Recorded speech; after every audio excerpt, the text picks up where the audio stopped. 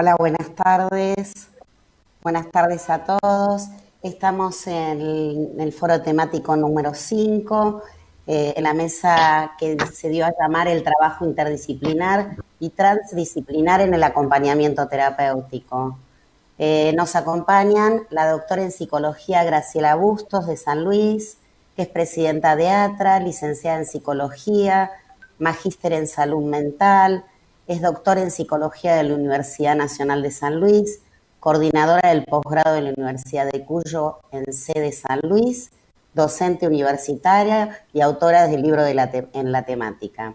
También está con nosotros la licenciada Alicia Inés Stolkiner, de Buenos Aires, que es licenciada en Psicología, diplomada en Salud Pública de PUBA, doctora honoris causa de la Universidad Autónoma de Entre Ríos, profesora titular regular de Salud Pública y Salud Mental de la Facultad de Psicología de la Universidad de Buenos Aires, profesora del doctorado internacional y de la maestría en Salud Comunitaria de la Universidad Nacional de Lanús y otros posgrados, investigadora categorizada 1, expresidenta de la International Association of Health Police, actual miembro de la coordinación de ALAMES, que es la Asociación Latinoamericana de Medicina Social, y también nos acompaña el licenciado Luis Uruguay, psicólogo y magíster en desarrollo local y regional, con estudios de doctorado en ciencias políticas en la Sorbonne de París, consultor en la Oficina Regional de Ciencias de la UNESCO para América Latina y el Caribe,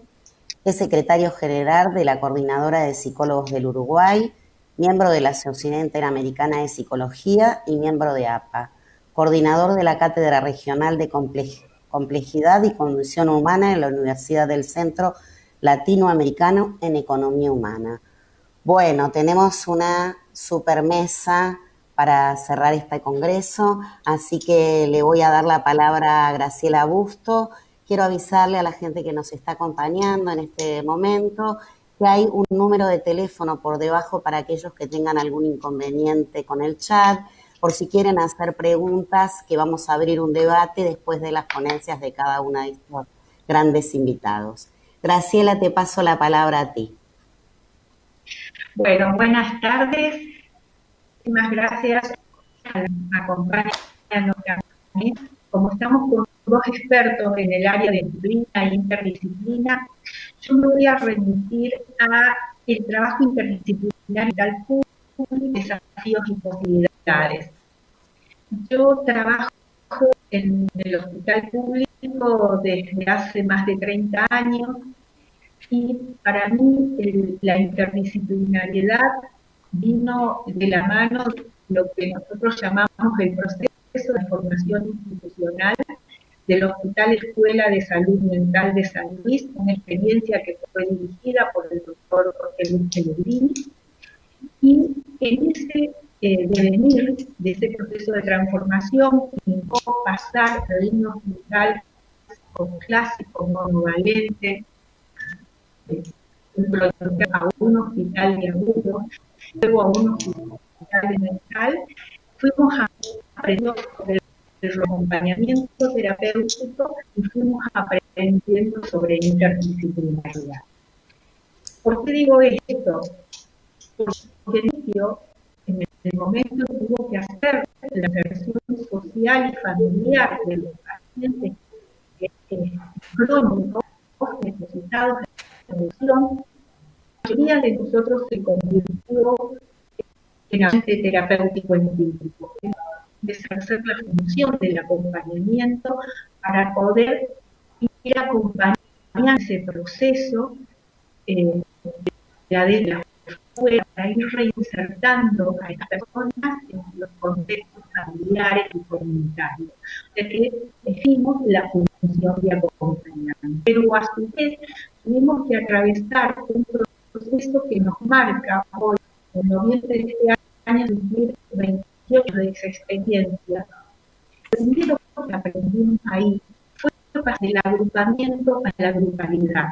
No hay una posibilidad de realizar una verdadera interdisciplinario si no hay básicamente una construcción de grupalidad. este fenómeno nosotros lo llamamos la institucional, porque la manera, una de las consignas que teníamos entonces, es que nadie trabaja solo, es que era la posibilidad de encontrarnos con otros de disciplinas iguales, diferentes, cada uno portaba saberes distintos, pero que nos enriquecían y que nos permitían avanzando. Y en ese encuentro, donde se bajó mucho sobre el tema de la horizontalidad institucional, si se rompió. Graciela, ¿sí? Disculpa que te interrumpa, habla un poco más lento para que se escuche la riqueza de lo que estás transmitiendo, un poco más lento por el tema de la conectividad. Entonces, poder avanzar en ese proceso fue necesario pasar del agrupamiento, ¿no?, a la grupalidad institucional. Fuimos construyendo equipos, fuimos sumando que cada uno tenía, y en ese proceso rompimos con una cosa jerárquica y sobre todo de verticalidad, y empezaron a construirse equipos que tenían como base la oralidad. Todos tenían voz, todos podían opinar, todos podían ver cómo venían los problemas. El hospital público, entonces, y ahora, trabaja con poblaciones de altísima vulnerabilidad social. Enfrentamos problemas sumamente complejos,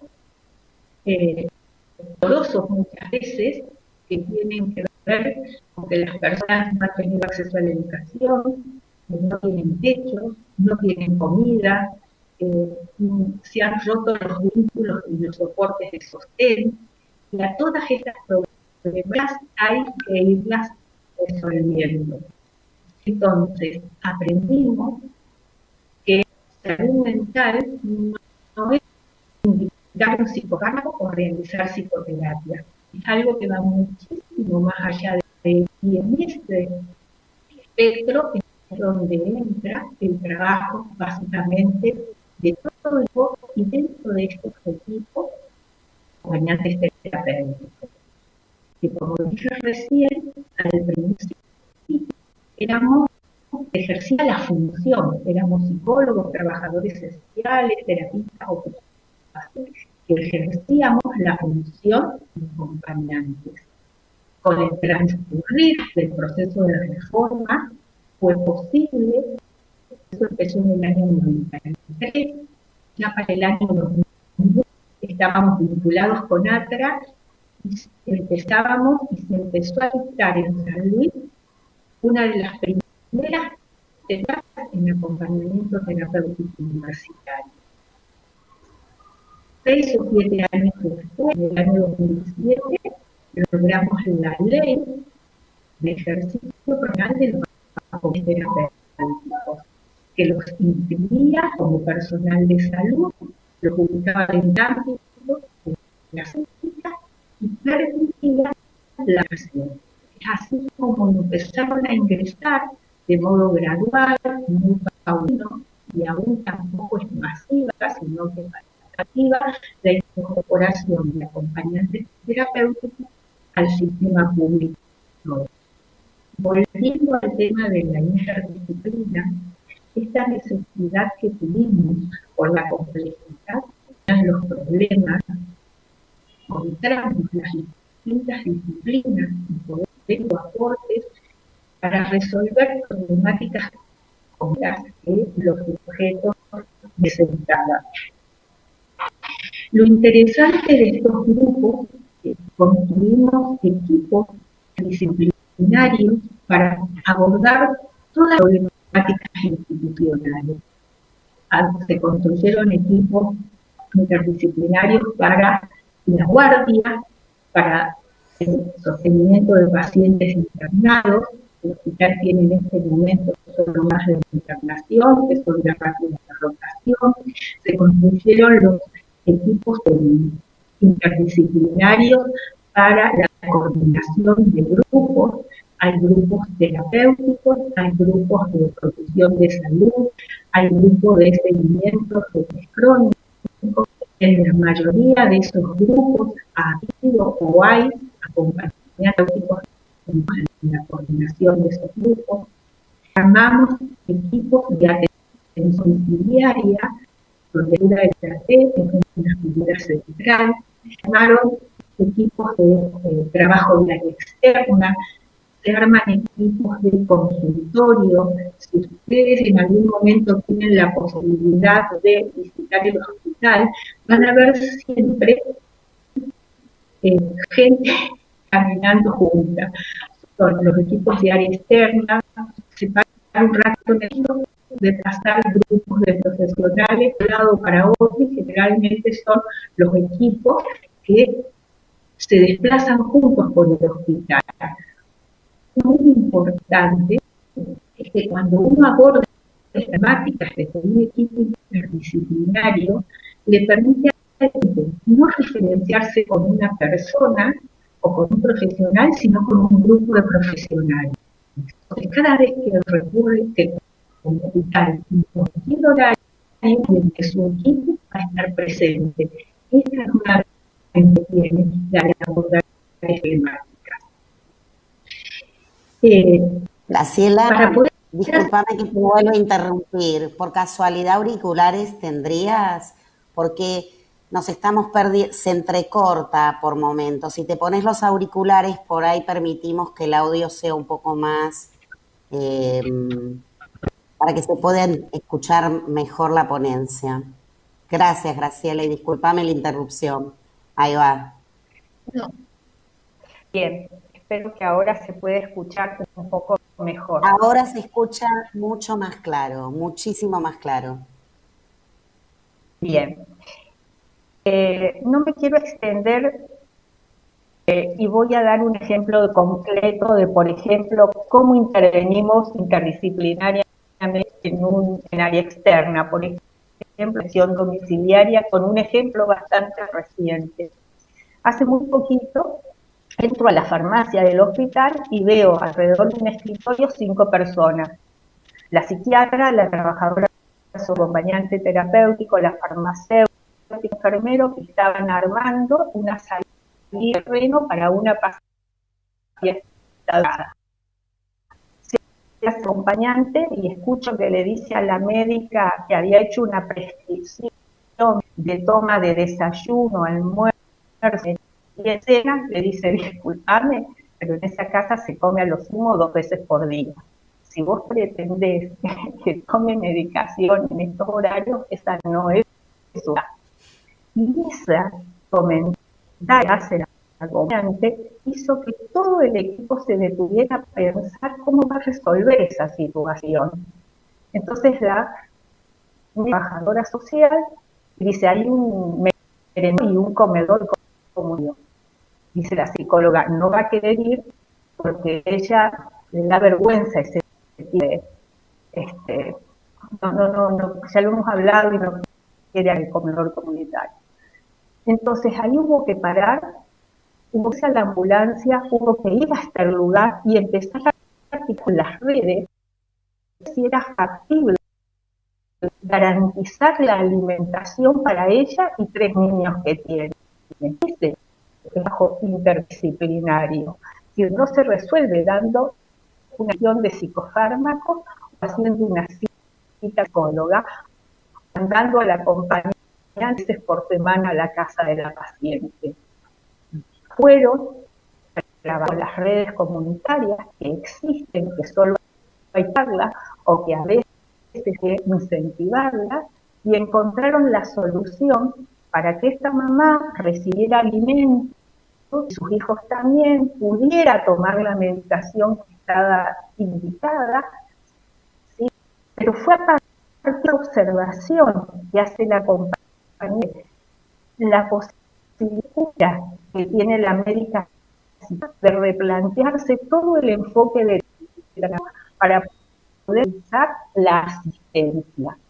Por lo que, además de la multireferencialidad teórica, lo que necesitamos es Ayer alguien decía en una disertación, no solo hay que saber oír, hay que saber escuchar, no solo hay que saber, hay que ver, hay que saber mirar, ¿no? Esto en un interdisciplinario es absolutamente fundamental. Alicia, en muchos de sus textos, que es un posicionamiento y que se da la práctica, es nosotros observamos. Además de esto, de lo que puede escuchar y ver el equipo, es importante lo que van a hacer los mismos sujetos a los que nosotros asistimos, ¿sí? Trabajar mucho el tema de la subjetividad, de la intersubjetividad. Otra cosa que nos pasa con los equipos interdisciplinarios en el hospital es que no necesitamos entrevistar todos al paciente. Este abordaje, por ejemplo, en la internación, es el que elige con qué miembro del equipo conectar. A veces es la psiquiatra, a veces es la trabajadora social, a veces es psicóloga. Él recurre a esa zona que le genera confianza, mayor empatía, ¿sí? Y esa es la que da después la atención conjunta. No hace falta que lo entrevistemos juntos al cliente, pero sí es fundamental que haya algo que nosotros le llamamos la coordinación. Que entremos, que evaluemos la situación, que todos estemos enterados, que todos sepamos qué está pasando con el paciente y familia, qué demandas el sujeto nos ha ido planteando. Y como para ir cerrando, porque sé que los tiempos son tiranos, ¿no? El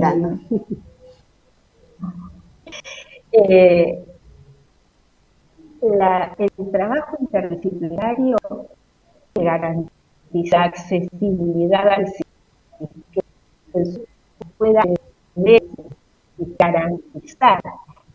Si logramos eso, logramos además la adhesión al tratamiento, logramos que el sujeto se referencie con un equipo y podemos mejorar la calidad de vida de los pacientes, ¿sí? Estas son las cuestiones que nos permiten pensar que el trabajo y el abordaje de estos grupos permite escuchar, permite una última cosa, a veces hay que abandonar los saberes científicos y ayornarse con los saberes populares. La gente a veces sabe mucho más de cómo recuperar la salud de que nosotros.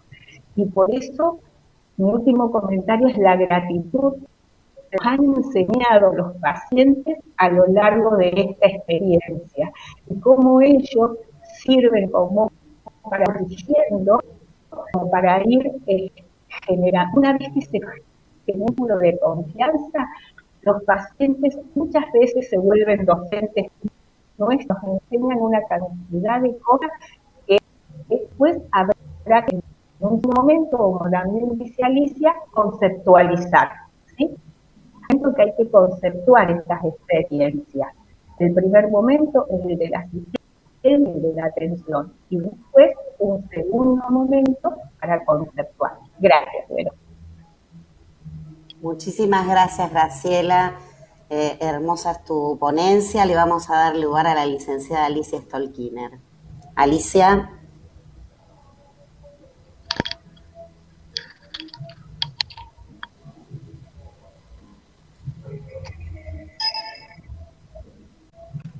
No se te escucha, Alicia. No se te escucha. No. A ver, fíjate en la pantalla por debajo que hay varios iconos. Si tenés activado el que dice audio. Ahora sí. ¿Ahora me escuchás? Ahora bueno. Sí, Alicia, perfecto. Vos sabés que estaba en verde, no estaba, pero bueno. Bueno, antes que nada, les agradezco estar acá. No voy a repetir lo que suelo decir en broma, que es el texto mío de interdisciplina e indisciplina, es el texto más citado. Ahora le he agregado una frase nueva que hay que que quiere decir hay que profanar la investigación. Profanar quiere decir retirar, retirar algo que estaba puesto exclusivamente al servicio de los dioses y ponerlo al servicio del común de los mortales. Eso dice Agamben, y de alguna manera hay que profanar esto que decía Graciela, de conceptuar, de producir conceptualmente alrededor de lo que hace y realmente ir recuperando estas prácticas me parece fundamental. Cuando pensaba cómo intervenir y en función de algunas cosas que venían sucediendo y que estábamos trabajando, pensé que llegar al campo de la interdisciplina en la salud implica haber tomado dos posiciones básicas. Una es una conceptualización compleja de la salud, de enfermedad, atención, como un proceso. Y ahí introduje ya la palabra cuidado, que viene ligada al proceso de atención, pero que tanta necesidad tenemos de pensar hoy en día como incorporación de prácticas de sistemas de salud. Y cuando hablo de sistemas de salud no estoy hablando exclusivamente del sistema prestador formal de servicios de salud, sino que esa continuidad que se tiene que establecer permanentemente entre prácticas cotidianas de cuidado que desarrollan las personas, las familias, etcétera, en su vida justamente cotidiana, y la articulación de esto con los sistemas de prestación de salud o el sistema formal de cuidados de la salud, donde también hay que reconocer una dimensión básica del cuidado. Voy a pivotear permanentemente entre la cuestión del cuidado y la cuestión del acompañamiento posteriormente. Y justamente pensaba en un hito histórico, que es el año 1978, cuando simultáneamente aparece por un lado en alma ata la enunciación de esa estrategia de atención primaria de la salud, que pocos años después sería reducida a una atención primaria selectiva, etcétera. Y acá les voy a recordar algo, que la palabra es primary health care. Care quiere decir cuidado, no atención. Y entonces, por un lado, la estrategia de cuidados primarios de la salud, que se pensó y se soñó a partir de Mahler, fue como una especie de utopía, en una organización total de los sistemas de salud, en cuyo corazón, entre otras cosas, tenía dos componentes interpretados de muy distintas maneras. Uno era intersectorialidad e interdisciplinariedad, y el otro era recursos humanos no convencionales.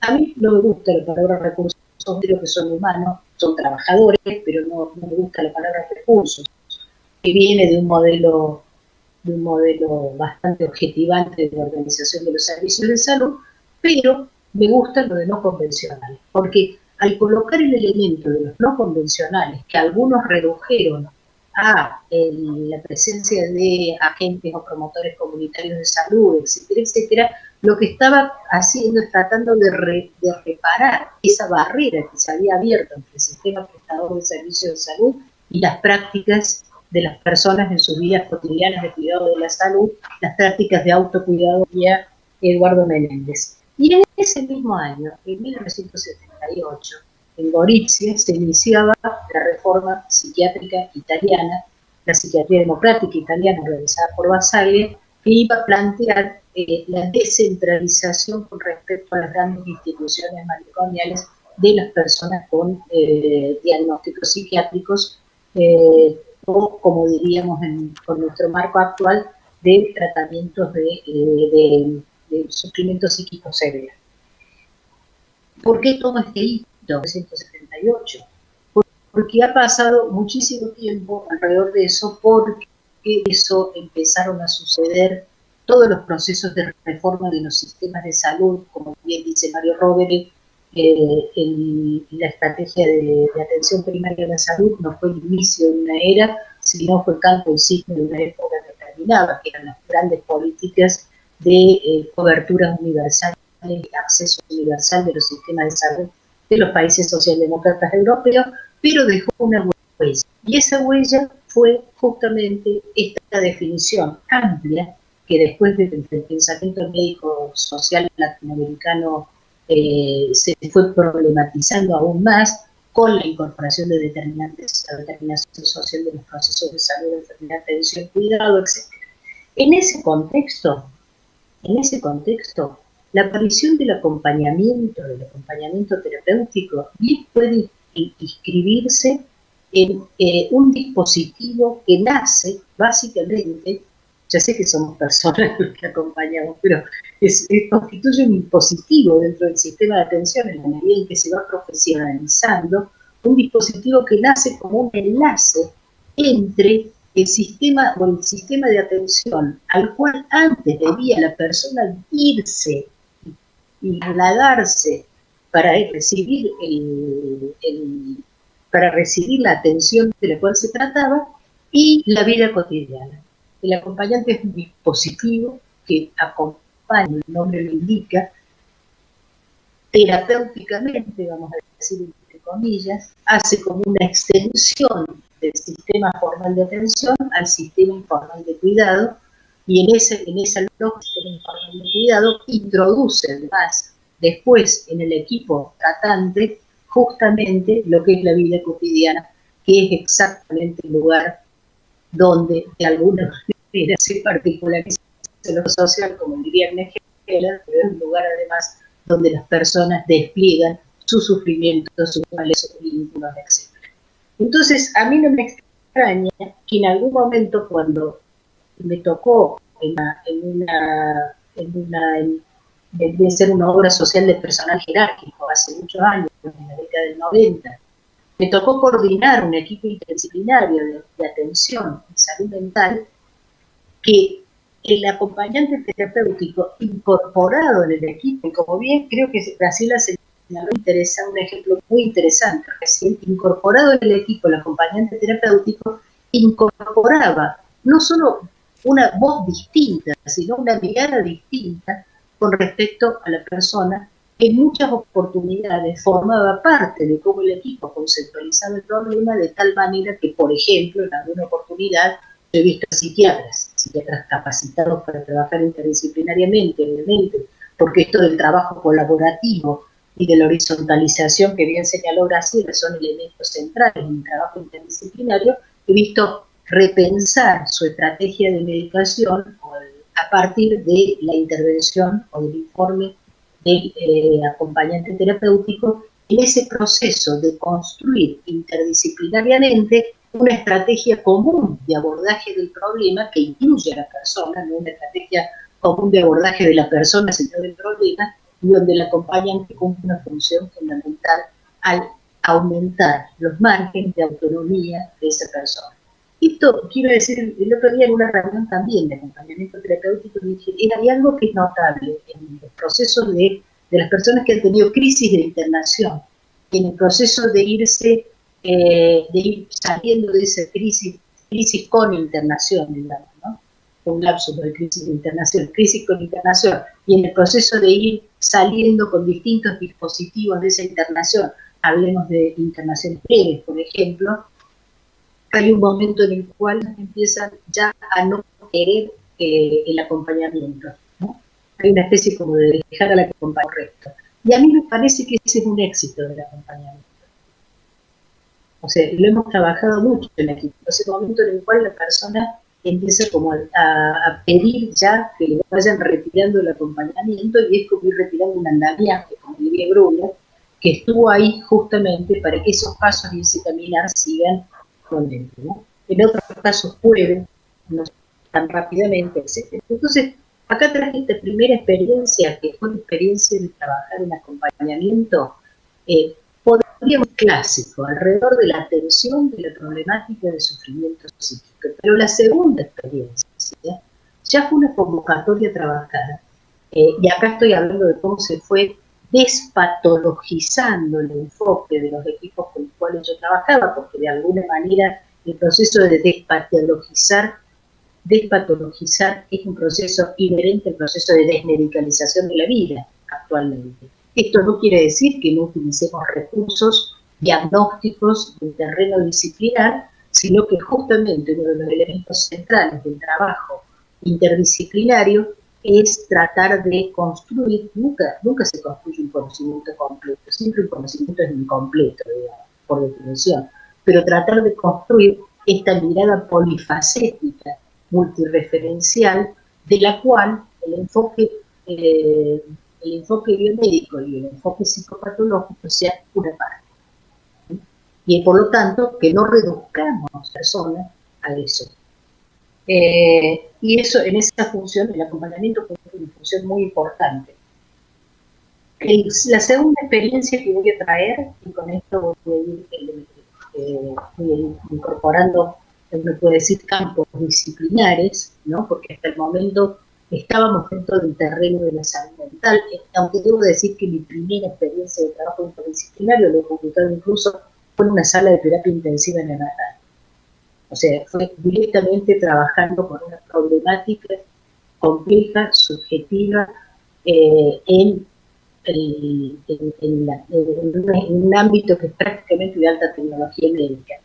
Pero bueno, volviendo al acompañamiento, en el enfoque que yo tomé, en la segunda fue acompañar, ahí sí, acompañar la configuración de un programa y una estrategia de acompañamiento a testigos, víctimas o a víctimas testigos, en los juicios por delitos de violaciones de derechos humanos, delitos de lesa humanidad. O sea, la situación del testimonio fue el problema complejo. Personas que habían sido víctimas del terror de Estado y que se presentaban a testimoniar en los juicios, fue un tema que abordamos, o se pensó abordar. Hay Fabiana Rosón, una persona que ha escrito mucho sobre eso, hay otras personas que lo han trabajado, pero ahí la palabra acompañamiento apareció ya desligada del componente terapéutico, porque esto no quiere decir que estas personas no, algunas de ellas no estuvieran en tratamiento o no se dedicaran,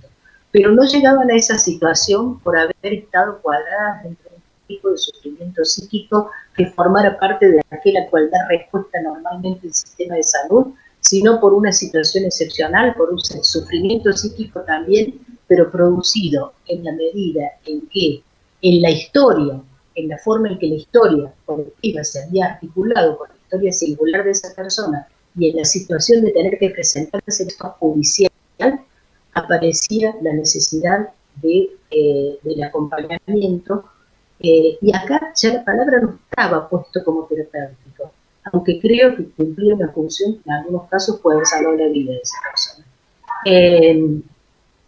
Pero era simplemente, y este acompañamiento ya no significaba solamente estar en relación a la persona, sino significaba también estar en relación a la persona, como creo que todo acompañamiento lo es, lo mostró muy bien el ejemplo reciente, y su contexto. Y este contexto era el contexto judicial. Entonces se necesitaba también escuchar e interactuar con actores y agentes que son del campo de la justicia, ¿no? El acompañamiento actualmente coordino en la Secretaría de Derechos Humanos desde hace 15 años. Esto es una cuestión de la cual hablo poco, completamente, porque la mayoría de las situaciones no pueden ser publicitadas.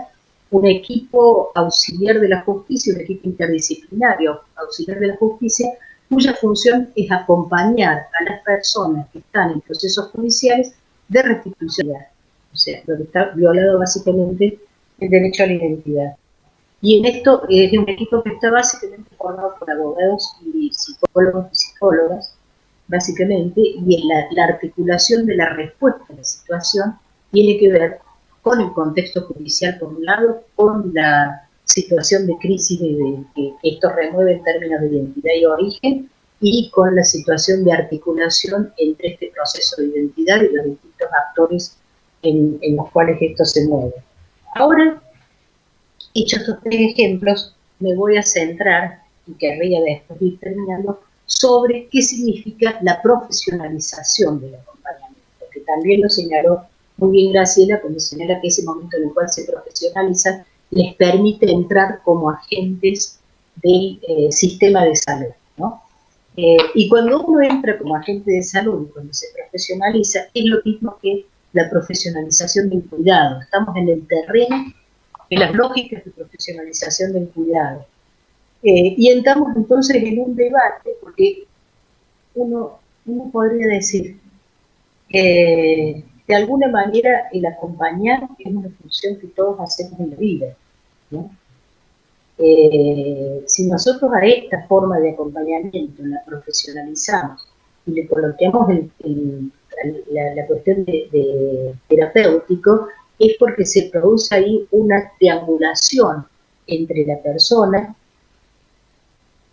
acompañada, el acompañante, una referencialidad teórica y un posicionamiento que permite que ese acompañamiento sea particular, ¿sí? No sea igual a la compañía brindada por cualquier persona y no reemplaza la compañía brindada por un amigo, por un familiar, etcétera, etcétera. Más aún, nosotros hemos indicado acompañamiento terapéutico a veces, entonces el problema era un exceso de acompañamiento familiar. Y entonces la entrada de una combinación familiar de alguna manera descentraba, producía un elemento nuevo en un sistema que permitía otra dinámica.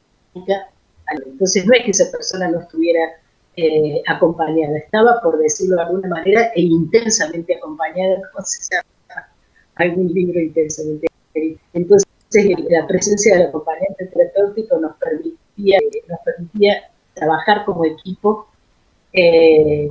casi diría con una lectura sistémica del efecto que el arte terapéutico producía.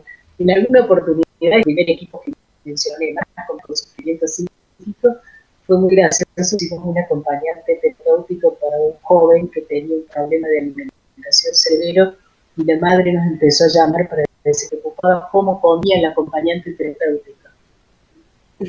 O sea, lo colocó del sistema en la observación. Ese muchacho come muy poco, nos decía.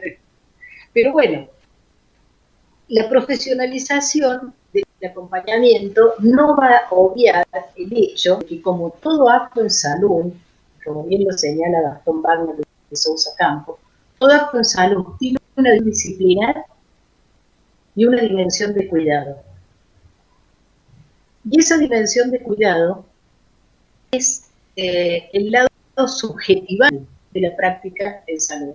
La dimensión es necesariamente objetiva, porque de hecho la persona no va a un tratamiento médico, psicológico, no tiene un acompañante, etcétera, exclusivamente por la cuestión de ahí hay un marco, hay una referencialidad teórica que de alguna manera va a construir un objeto de conocimiento, pero la dimensión del cuidado es una dimensión que, por otro lado, es de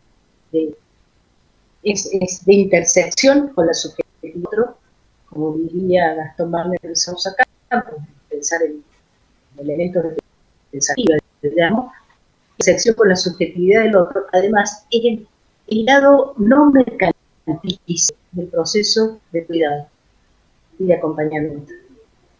Es lo que no se puede, lo que no tiene precio, por llamarlo así. Es que no se puede transformar en mercancía, no hay forma de mercantilizarlo. Y esto lo señalo porque la profesionalización del acompañamiento, etcétera, tiene, a mi gusto, tiene dos opciones posibles. Una es la entrar en procesos mercantiles, y la otra es pensarlo como en la lógica de la responsabilidad social. Entonces, y ahí sí ya voy terminando, cuando Graciela señalaba esta incorporación a las prestaciones públicas, a las prestaciones al hospital público, esta articulación entre el hospital y la que realizaban, por ejemplo, en algunos de los a mí me parece uno cuando discute justamente cómo deben los equipos interdisciplinarios, cuando discute la totalidad de los equipos interdisciplinarios, la circulatoria de ver en ellos, por qué coordinación y no jefatura, cómo se hace para articular discursos entre sí y para generar este producto transdisciplinario que puntualmente se da en cada acción concreta, tiene que también colocarlo en un escenario que, por ejemplo, si uno piensa en el escenario actual, y era el tercer ejemplo que iba a poner, nos ha estado trabajando con los equipos, en este momento acompañan las acciones particulares que se generan alrededor de la COVID.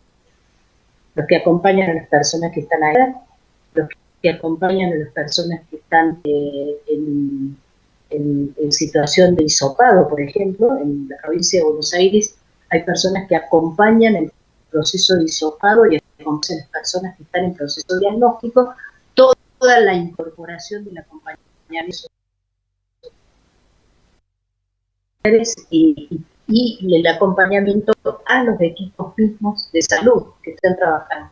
Entonces hemos vuelto a la respuesta del acompañamiento para encontrar una respuesta que ya no se centra para nada en la lógica de salud, enfermedad, atención en términos de sufrimiento psíquico como patología, sino en la necesidad de considerarlo en un sentido mucho más amplio. Entonces, bueno, por eso les agradezco tanto estar aquí, creo que es una difusión que es absolutamente indispensable, terreno de la salud, pensando en las prácticas de salud como prácticas subjetivantes. Muchas gracias. Muchas gracias, Alicia. Muy excelente, clara, como siempre, tu exposición. Le vamos a dar lugar al licenciado Luis, a que tome la palabra para su disertación. Bueno, muchas gracias. ¿Se me escucha, Verónica? Sí, Luis, se te escucha perfecto. Si podés, ponete auriculares, porque los auriculares permiten que quienes te están escuchando te escuchen mejor. Si tenés auriculares sería mucho mejor. Ah, bueno, no, sí. Ok. Porque no acopla el auricular, entonces se escucha bien el sonido para quienes están escuchando.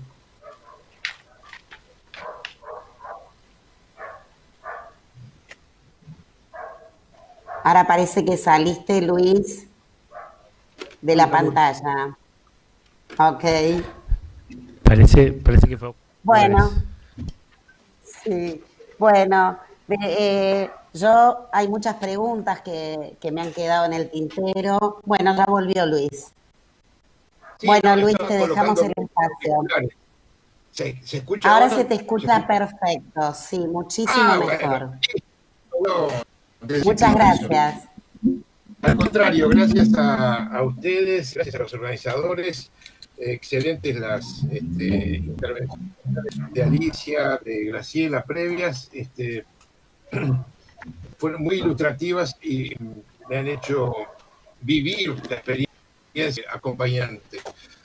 Experiencia que justamente yo no tengo, no me especializo en esta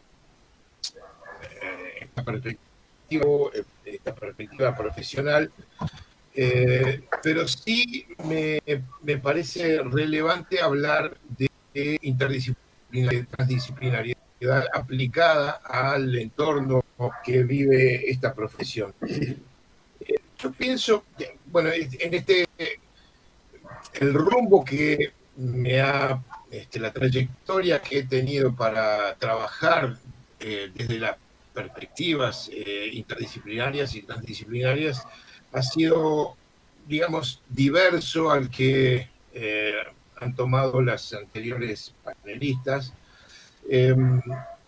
pero en algún momento sí se toca bastante cercanamente. Fíjense, yo soy psicólogo de profesión básico y en el trayecto de 35, 40 años he desempeñado distintas posiciones, distintas vías de trabajo, y hoy me encuentro que no necesariamente en psicología en términos concretos, porque bueno, he trabajado en el campo del desarrollo local, del desarrollo regional, en evaluación de proyectos, en la cooperación internacional, en ciencia política, pero hay algo que siempre me ha acompañado y es la profunda preocupación por integrar los conocimientos. Y quizás es por eso las distintas perspectivas, los distintos entornos en los que personalmente y profesionalmente me he manejado, que han obligado a desarrollar y a tratar de analizar cuáles son las condiciones para el trabajo interdisciplinario, cuáles son los desafíos para el trabajo interdisciplinario, cuáles son, digamos, los factores que contribuyen a forjar una actitud abierta al diálogo entre saberes, entre conocimientos sistematizados o populares o no sistematizados, y cuál es esa cuota de curiosidad no apoderada de una cuota de saber, sino más que nada siendo leal a los desafíos de la propia realidad. Y allí, trabajando en esta perspectiva, me he encontrado con autores y obras muy relevantes que me han iluminado, yo diría, de manera decisiva el camino para ver estos fenómenos. Y en cada caso he podido también trabar una fructífera relación de amistad intelectual y personal, ya sea con una profesora norteamericana de Wayne State University, Julie Klein, que probablemente quizás ustedes conozcan. Ella ha desarrollado el estudio de el estudio interdisciplinario en su historia, en su teoría, en su práctica desde los años 80, y ha hecho contribuciones muy relevantes para comprender los desafíos que nos coloca el imaginar una intervención de manera interdisciplinaria, y también cuando estamos hablando de la formación de los profesionales, de los investigadores, de los centros de formación, de los centros de intervención, de los servicios, en este caso, como hablaban, en el campo de la salud y la educación. Y otro autor que me ha ilustrado, ha sido una referencia para mí, es el francés Edgar Morin, que probablemente ustedes también conozcan. Es un joven que viene de cumplir hace 3 meses 99 años. Estamos trabajando en la generación de homenajes para su primer centenario, y Edgar siempre ha sido, de lo que decía Alicia, un indisciplinado, en el sentido más clásico del término. Y porque allí hay algo que sí tenemos que tomar en cuenta, es cómo las distintas parcelas de poder, de saber, se atrincheran, no necesariamente tienen vocación de apertura, de diálogo, de fertilidad cruzada, y por lo tanto, ¿qué es lo que queda en cuestión? ¿Qué es lo que queda lesionado? Lo que queda lesionado es precisamente la realidad, el asunto al que nos vamos a dedicar, las personas que están involucradas en los asuntos que pretendemos intervenir, investigar, contribuir. Miren, Naciones Unidas viene de 2015 suscribir una agenda de desarrollo sostenible, fruto de una cantidad muy importante de debates, de tiempo invertido por los Estados miembros para decir, esta es la hoja de ruta que nuestros estados tienen que seguir para defender el planeta, defender la gente, para defender la prosperidad, para defender la paz. Esa Agenda 2030, como se llama, porque culminará en 2030, señala 17 objetivos de desarrollo sostenible, entre ellos educación de calidad, reducción de la pobreza, equidad entre países y dentro del mismo país, ciudades sostenibles, en fin, 17 grandes asuntos muy importantes. Bueno, salud y bienestar, algo que nos toca muy de cerca, muy importantes. Pero ¿cuál es la clave de todo esto? La clave de todo esto es verlos a los 17 objetivos de desarrollo sostenible articulados, integrados. No podemos trabajar hacia una educación de calidad sabiendo que estamos con 40% de pobreza, con una brecha de inequidades extraordinaria, y más en América Latina, el continente más desigual del planeta. De manera que hay que pensar estos objetivos, si bien cada uno tiene su foco, tiene su destino, tenemos que pensarlo de manera integrada. Y eso es lo que nos permite tener cierta esperanza de que por distintas vías lograremos una vía que nos permita instalar o alcanzar un estadio de desarrollo sostenible y justo. Y esto verdaderamente debería ser tomado por las instituciones para su cama.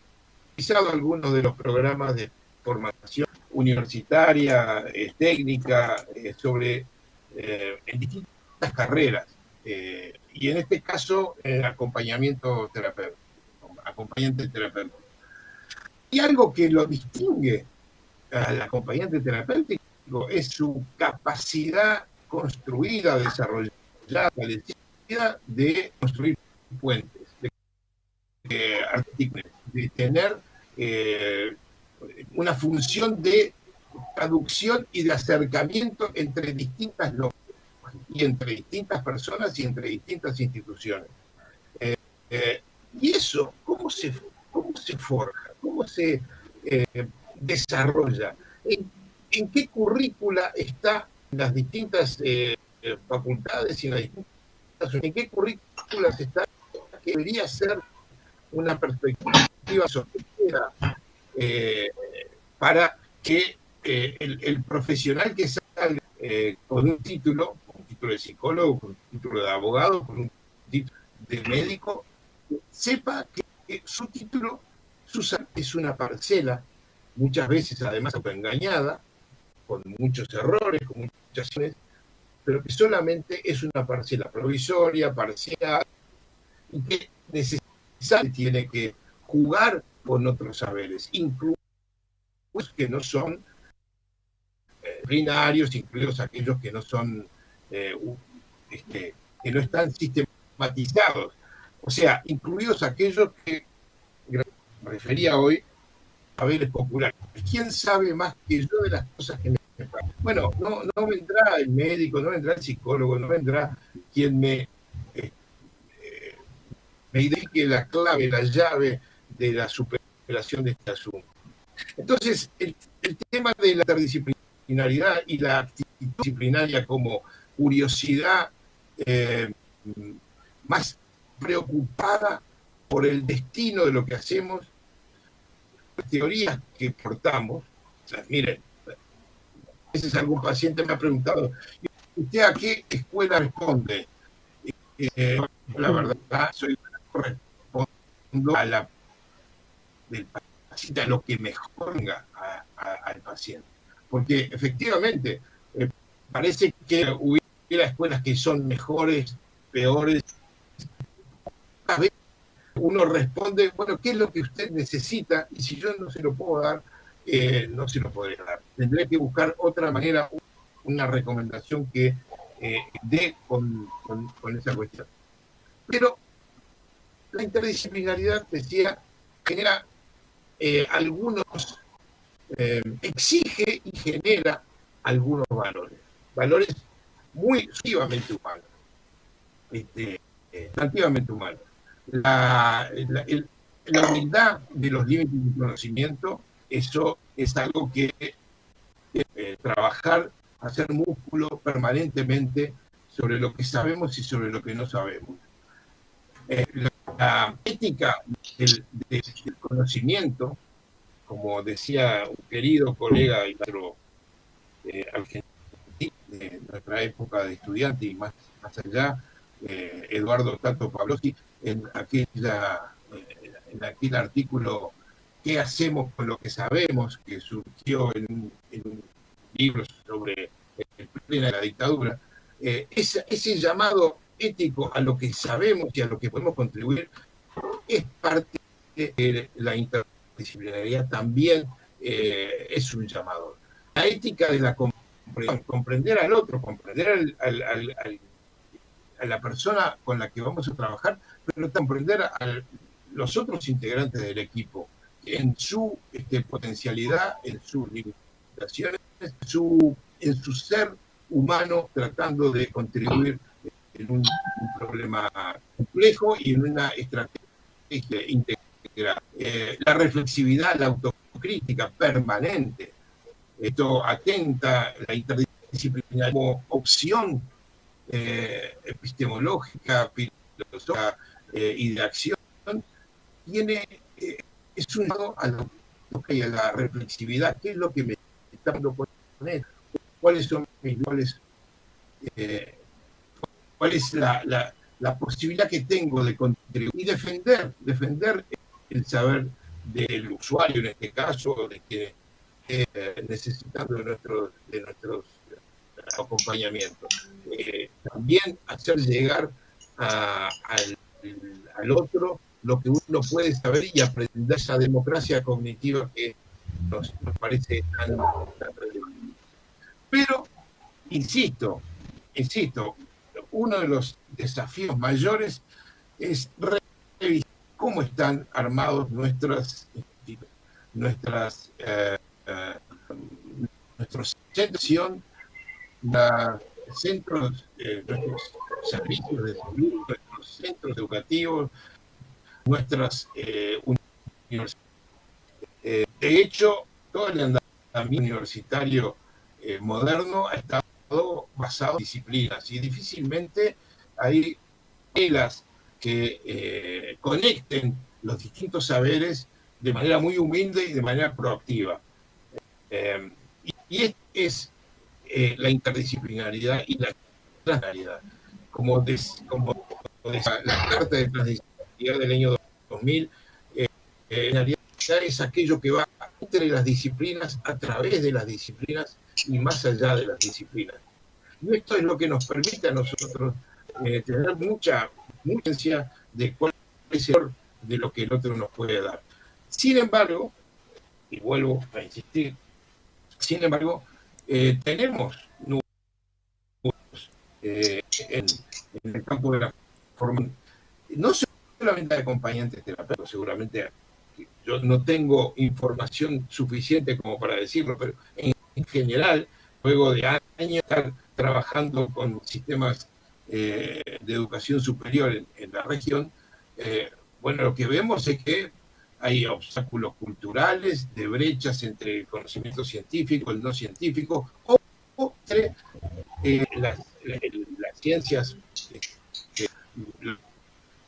mal denominadas ciencias duras, ciencias blandas, o las artes.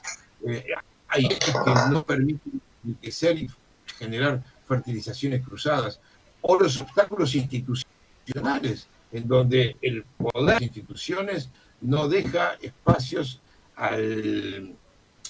sería la fertilización, lo que sería el mix, lo que sería el crecimiento mutuo de la complementariedad de las miradas. O los obstáculos organizacionales también. ¿Cuántas veces no logramos realidad, que también hoy se mencionó, creo? La internacionalidad exige dispositivos e instrumentos administrativos y financieros que no siempre están disponibles, porque diques administrativos, financieros, curriculares, que no permiten que esa mirada integrada sea estimulada para el desarrollo. Al contrario, se colocan muchos obstáculos, muchos desafíos nudos que hay que... Y por otro lado, yo soy psicólogo, les puedo relatar cuando estaba estudiando para una de las materias de la maestría en desarrollo regional, me vi crisis de identidad fuerte. Yo como psicólogo estudié sistemas de ubicación, etcétera, etcétera. Y recuerdo una tarde muy clara, me vino una crisis en donde muy, muy mal, y estaba mal, porque había algo del orden de la identidad que no se concaba, no me pedía tener chapa de psicólogo o chapa de la chapa identitaria colgado en la pared. Y eso me parece que en el siglo XXI está cambiando. Las nuevas vanguardias educativas están contribuyendo de manera sustantiva en la elaboración de currículas, de trayectos formativos que son mucho más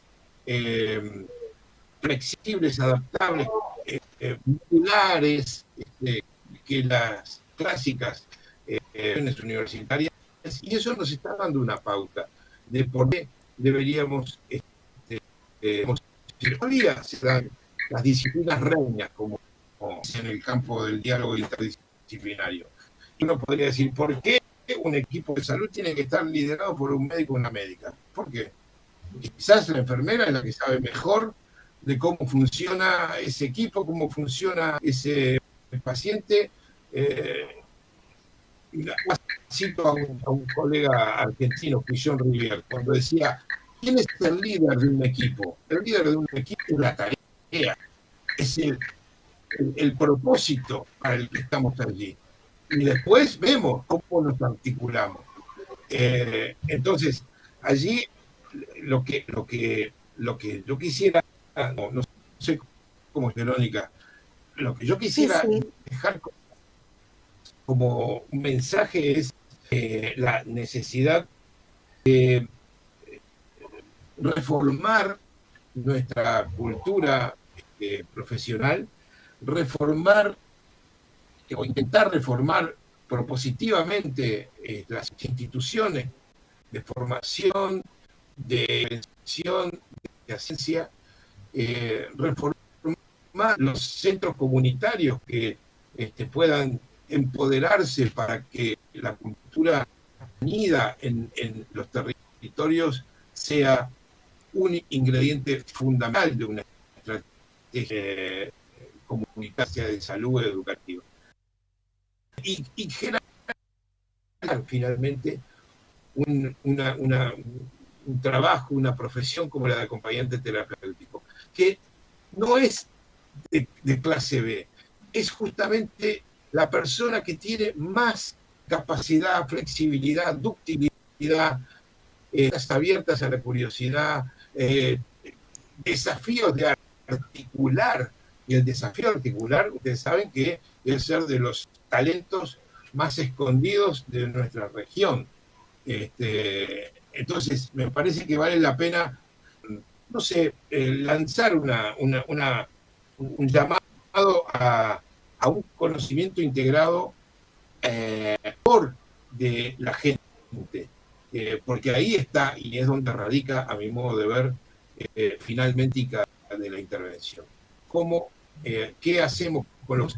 Y no solamente yo, sino todos los que estamos allí jugando una cuestión delicada, humana, que requiere otra mirada. Y eso es lo que espero de este foro, de eso surja finalmente. Gracias a Verónica y colegas. Bueno, muchísimas gracias, Luis. Realmente 3 exponencias maravillosas. Yo, antes de dar paso a las preguntas, quiero contarles que, bueno, el inconsciente es así. Mientras los escuchaba, se me venía la frase que leí en un texto de Isaac, un filósofo contemporáneo que ustedes conocen, respecto de la pandemia, ¿no? Y en relación a lo que vos traías, Luis, respecto de la clave está en lo articulado, la clave es pensar de modo interrogado. Pensaba eso que él habla de la salida al trauma que estamos transitando como humanidad, en el acento en la solidaridad, ¿no? Como si la solidaridad, por supuesto, se tiene que poner a jugar en los equipos de trabajo, porque como decía Graciela, en un trabajo horizontal, también como traía Alicia, desde el cuidado, ¿no? me resignificó la palabra cuidado en todos los momentos de tu disertación. Realmente ha sido un lujo escucharlo a los tres. Quiero pasar a comentarles algunas preguntas que tenemos de la audiencia. Empiezo con que, bueno, que sí, fue un gran placer escucharlo a los tres, que ojalá, Alicia, estés en próximos congresos. Hay una pregunta específica, Alicia, para vos, que dice, ¿cuáles pensás que podrían ser los posibles efectos y consecuencias de la ausencia de las instituciones escolares en los procesos de constitución subjetiva en niños o niñas en estado de vulnerabilidad que no tienen acceso a la virtualidad y han quedado descuidados?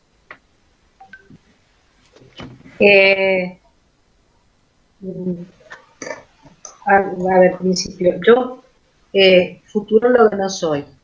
O sea, quiero decir, cuando me preguntan qué va a pasar con los niños que son esta experiencia, yo les suelo decir, uno de los textos que estuve revisando es un texto de Anna Freud y otro de Winnicott que trabaja sobre los niños durante los bombardeos en Londres. O sea, tengo un amigo europeo que vivió esa experiencia, que es un hombre bastante grande, y el recuerdo infantil más temprano que tiene es una mujer en llamas saliendo corriendo de un edificio. Es un recuerdo encubridor, obviamente, pero... Entonces, lo que sí, cuando dijiste la frase, yo pensé, han quedado descuidados, ¿no? No, han quedado... Para todos los niños, la ausencia de la escolarización es la ausencia de una de las instituciones fundantes de la infancia en nuestra cultura, y es el espacio extra hogar en el cual de alguna manera se comienza a construir una identidad que está puesta en contacto con semejantes que no son los familiares, que no es la identidad prefigurada familiarmente. Es muy importante, además del aprendizaje. Lo que pasa es que no hay que confundir los niños que han quedado por fuera de la escolarización de los niños que han quedado por fuera de los derechos básicos que debe tener cualquier niño. Entonces, el descuido, porque yo veo niños en este momento que están por fuera de la escolarización por distintas causas, pero para nada se podría decir que están descuidados y ni siquiera puedo decir que no están aprendiendo, porque los niños siempre están aprendiendo. El asunto es que están aprendiendo, ¿no? Eso, hay una frase que dice Ana Freud en Los niños de la guerra, que dice: los niños deben mantenerse alejados de los horrores de la guerra, no porque la crueldad les sea ajena, sino todo lo contrario. Y entonces, el problema con estos niños, el problema no es si los niños que han quedado descuidados. Eventualmente puede haber algunos de esos niños que han quedado cuidados de otra manera, en entornos familiares precarios, pero donde hay cuidados amorosos. Como dijo alguna vez una mujer que estábamos haciendo una investigación en trabajo en terreno, le dijimos, los manda a los comedores, que era un momento de crisis económica, y dice, solo cuando no tenemos para darles de comer, porque si no comemos en familia, si no comemos juntos, ¿qué familia somos? ¿No? Claro. Y ella mantenía mucho esfuerzo una idea de organización familiar en un contexto de crisis, estoy hablando de la crisis del 2001. Entonces, lo que sí probablemente han quedado es con derechos violados, y algunos de esos niños han quedado formando parte de familias con desamparos importantes, familias con vulneración de derechos importantes. Ahora, con respecto a toda la generación de niños que está atravesando esta extraña situación de haber quedado sin la institución escolar, ¿no? Y en una situación que es a todas luces, yo suelo caracterizar esta pandemia como una... vino primero, que es la más anunciada del planeta desde que apareció el SIDA. Ya teníamos, los que veníamos trabajando en salud, lo teníamos que saber. Se sucedía cada vez más rápido las enfermedades emergentes y cada vez eran más de más fácil contagio, hasta la H1N1 en el 2009. Eso ya. Pero además fue como el factor desencadenante de un desequilibrio catastrófico de un sistema que ya estaba en un altísimo, de un sistema hipercomplejo, que ya estaba en un altísimo nivel de inestabilidad. Esa es la definición que yo tengo de la pandemia, ¿no? Y agregando, Luis, que yo sigo mucho a Rolando García en Interdisciplina, además de los que mencionaste. Y entonces yo, cuando me dicen qué iba a ser el futuro de estos niños, no sé, porque la Constitución Subjetiva Infantil tiene herramientas para evoluciones muy variadas. Obviamente que las brechas de inequidad que abre esta situación son brechas que tendríamos que saldar socialmente de toda la manera, ¿sí? Pero hay situaciones curiosas. Contaba, por ejemplo, en situaciones de infancia, así como en la provincia de Buenos Aires, en medio de la pandemia, se externaron pacientes psiquiátricos y se evitaron internaciones que no se hubieran evitado en otro momento. Me contaba una persona que trabaja con niños que estaban en situación de calle, que en el esfuerzo por reubicar a estos niños frente a la pandemia, en algunos casos se logró inserciones familiares de ellos. Esto significa, si uno piensa a qué apela cuando apela a la potencialidad de cuidado que pueden tener las comunidades y los territorios, ¿no? Que es la otra cara que puede aparecer en la pandemia.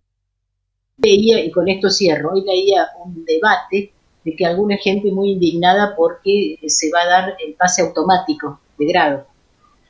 Y entonces algunas mujeres decían, con el esfuerzo que hice yo y que hizo mi hijo, ahora todos van a tener lo mismo. Yo sí, qué extraño razonamiento, porque si ella hizo el esfuerzo, su hijo tuvo acceso y aprendió, el premio es ese, el premio no es el pasar de grado. Pasar de grado es una medida pedagógica, que se decide de acuerdo a determinados objetivos pedagógicos, pero lo metabolizaba, y acá voy a llegar a interdisciplina, lo metabolizaba como una competencia, como que en términos de mérito, su hijo había hecho mérito y el otro no, y entonces los dos recibían el mismo premio, ¿no? Como la competencia de cantando por un sueño, cosas por el estilo. Y creo decir, lo esencial de la interdisciplina es que en plena época de individualismo y competencia, nosotros aceptamos, cuando trabajamos interdisciplinariamente, que estamos haciendo un producto colectivo y que eso que va a resultar al final no es mío, no lleva mi sello, no lleva mi nombre, lleva el nombre de un colectivo de trabajo. Y esa idea de una producción colectiva que no borra la singularidad de cada uno de ninguna manera, pero la incorpora, así como una sinfonía incorpora los instrumentos, la incorpora en un producto mucho más complejo, me parece que estuvo bueno que citaras a Pichon Rivière. Ese es el placer del trabajo interdisciplinario. Placer, además de reconocerse en falta, ¿no? Bien. Sí, decime, Luis. Sí, por supuesto, antes de otra pregunta que tengo. Bien, que acá en Uruguay estamos en el momento histórico en donde se debe implementar la ley de salud mental. Y es una ley de salud mental justamente integral, basada en derechos, y por lo tanto es una revolución cultural, de formación, de intervención. Y desde la coordinadora de psicólogos sabemos que nuestro aporte puede ser importante, pero tiene que ser uno en tantos. Tiene que ser uno en tantos.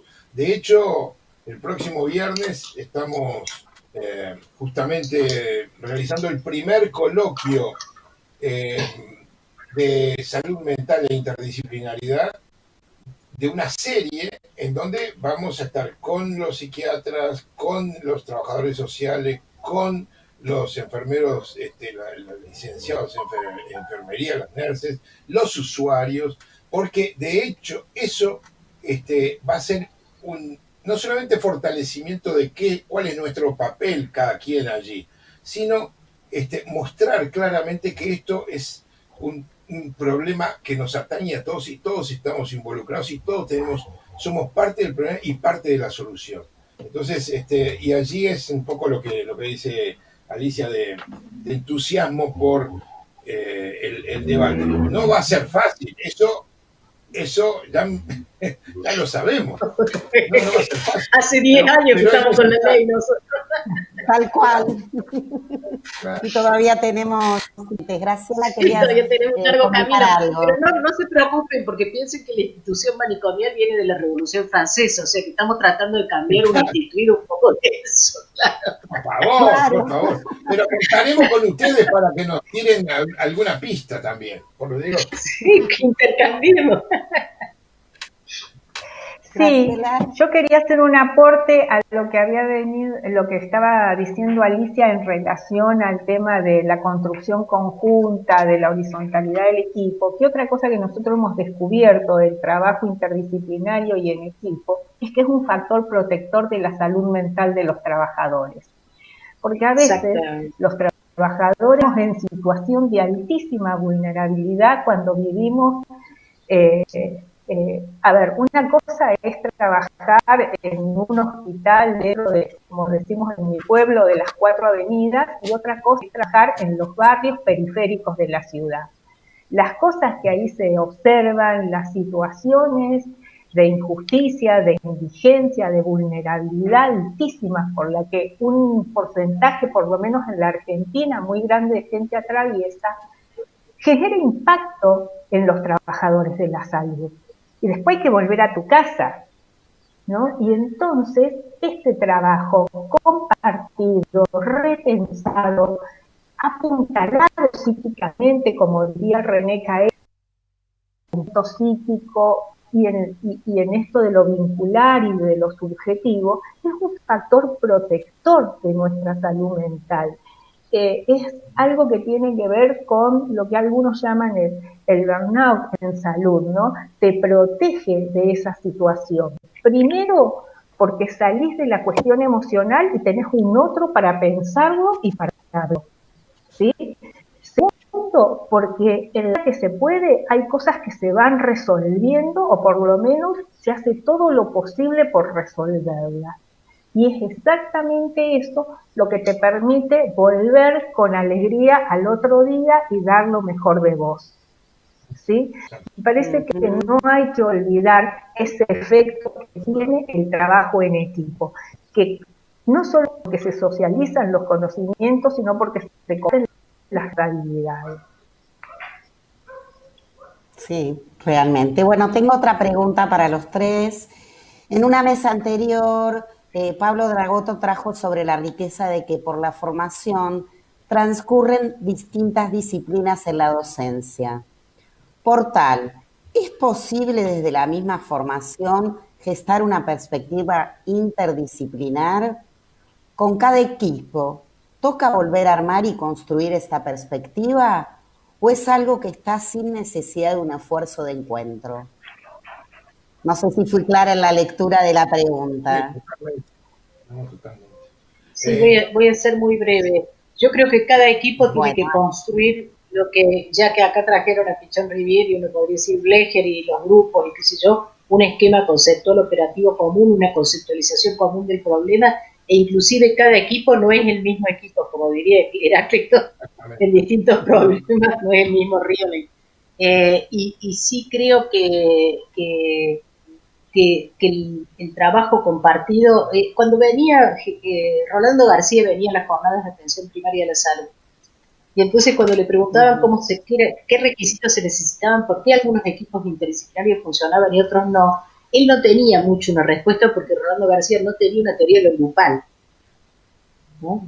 Creo que el pensar en términos de lo grupal y de la producción colectiva es muy importante para los equipos interdisciplinarios y son un esfuerzo, no se dan naturalmente y hay que generar los dispositivos de funcionamiento para, eso sí lo decía Rolando García, los dispositivos específicos de articulación interdisciplinaria.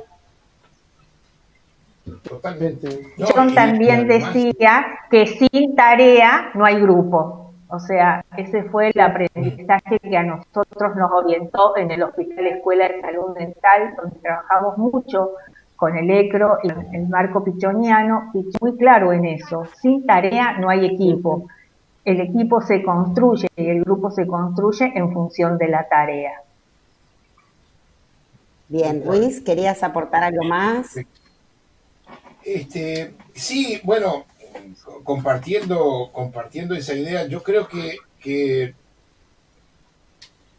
desarrollar las aptitudes para el espíritu transdisciplinario es una imperiosa necesidad de los centros de formación, pero imperiosa necesidad de los centros de formación. Ahora, claro, no podemos tener sistema del siglo XIX, docentes del siglo XX y estudiantes del siglo XXI de manera coherente.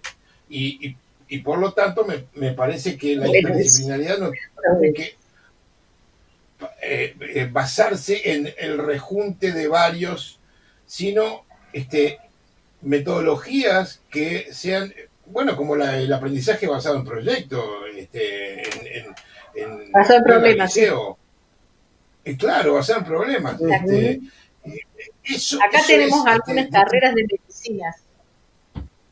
Claro, pero eso es decisivo para ir formando una red mental en donde uno necesita ir a buscar a otro, no se defienda de que el otro no venga, sino que vaya al encuentro, ¿no? Y eso me parece que han habido muchas experiencias institucionales para ver que incluso a los niveles más básicos, el 10% de la currícula tiene que ser transdisciplinaria. Bueno, yo qué sé, no sé, eso me parece que tiene que ser más elaborada el abordaje, ¿no? Pero sí es imperioso trabajar de esa manera. Sí. Me parece que en las tres ponencias el acento, por supuesto, está en el trabajo interdisciplinario, no solamente para el cuidado de todo el equipo, sino también para los pacientes. Tengo más preguntas. Carla Bruno dice, sostenemos nuestra práctica de acompañamiento desde la perspectiva de los derechos humanos. Venimos sosteniendo y resguardando la dimensión de cuidado de nuestra práctica con mucho compromiso y esfuerzo, tanto en la salud pública como en los equipos privados. La palabra terapéutica es hoy nuestra marca de especificidad y formación para exigir el reconocimiento de una práctica que, así como ustedes valoraron su importancia, necesitamos que sea reconocido y valorado en otras instancias que inciden en nuestras condiciones laborales. Tal vez será repensar qué decimos cuando decimos terapéutico.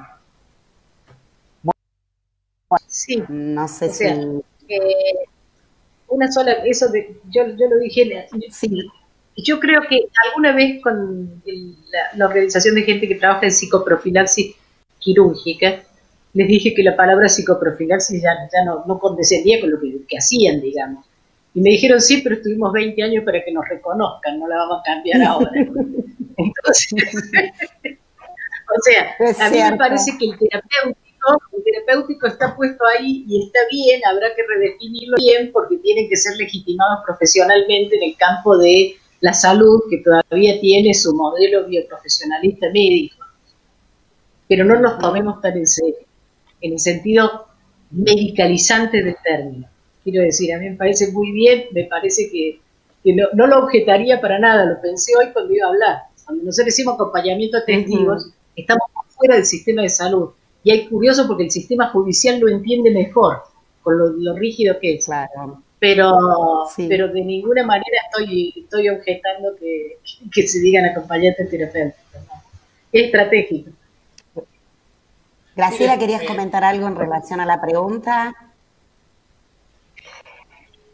No, a mí por la palabra terapéutico en su sentido de curar, servir y cuidar, ¿no? Y me parece que hay que revalorizar esto que decía hoy del tema del cuidado en salud, ¿sí? El cuidado hacia dentro de los equipos, el cuidado hacia los pacientes, el cuidado de las instituciones, porque también yo siento a veces eso, que en este frenesí de reconocimiento, a veces se desprestigian mucho los lugares como las instituciones públicas.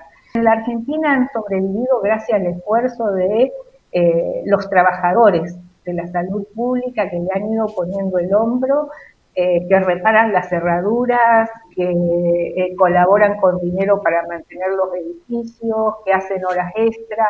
Me parece que el sistema público necesita un cuestionamiento, una revisión, un reordenamiento, pero también necesita que se valore este esfuerzo que se ha hecho por sostenerlo durante los periodos, sobre todo, crisis en la Argentina, que ha ido es un sobreviviente de las crisis en la Argentina, el sistema público. Y me parece que las nuevas generaciones, los estudiantes del siglo XXI, como decía Luis, también tienen que aprender a mirarlo con cierto respeto y con cierto afecto y con cierto piso, porque que el sistema público se sostenga va a depender también de los acompañantes terapéuticos como actores sociales implicados, ¿sí?, dentro de ese sistema. Porque una cosa que me preocupa es que a veces los acompañantes se ubican en la periferia como un actor marginal. En realidad ya están dentro del sistema, no en la cantidad que queremos y como lo desearíamos, pero aquellos que ingresaron y que tuvieron la oportunidad y que están dentro del sistema son los que tienen que hacer el camino para los que están afuera. Y los que están afuera tienen que ayudar a estos para poder armar verdaderamente. Hicimos eso los psicólogos, digo porque vengo del campo de la psicología y hasta la década del 90 era una lucha entrar al sistema público, ¿sí? Fue una lucha a brazo partido para que nos reconocieran y pudiéramos integrar a lo público, por lo menos en la Argentina. Ahora los acompañantes tendrán que dar también esa batalla. Y como todos subrayaron en la mesa, la profesionalización. Sí, Luis. Mira, acompaño lo que viene a decir Graciela y le pongo una anécdota y un dato. La anécdota es de cuando nosotros aquí en Uruguay, y a mí me tocó de cerca porque logramos la ley de profesión del psicólogo, que fue en el año 99.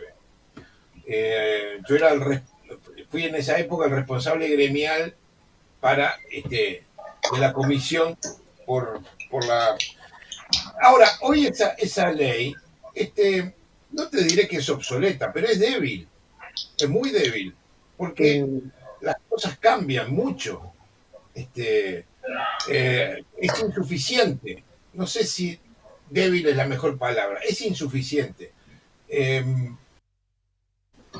tiempo, los desarrollos científicos, los desarrollos profesionales y los desarrollos en términos de cultura de trabajo han cambiado en estos 20 últimos años de una manera dramática por vía de la globalización, por vía de las nuevas tecnologías, de la comunicación, por lo que fuera, por vía de las redes sociales, por vía de lo que fuera, hay un impacto fuerte en la subjetividad, hay un impacto fuerte en el mundo del trabajo y hay un impacto fuerte en el reconocimiento jurídico, que siempre es mucho más tardío, de las profesiones como tal.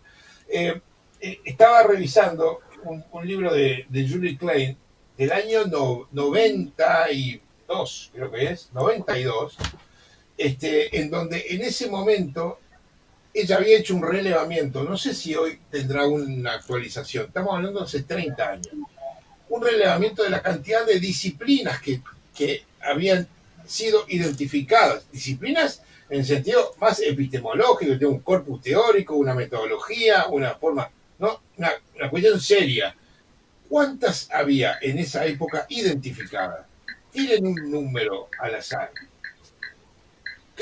¿Cuántas les parece que había disciplinas? ¿20? ¿500? ¿2000? No, 11.500 disciplinas, pero disciplinas de las más varias. ¿Por qué?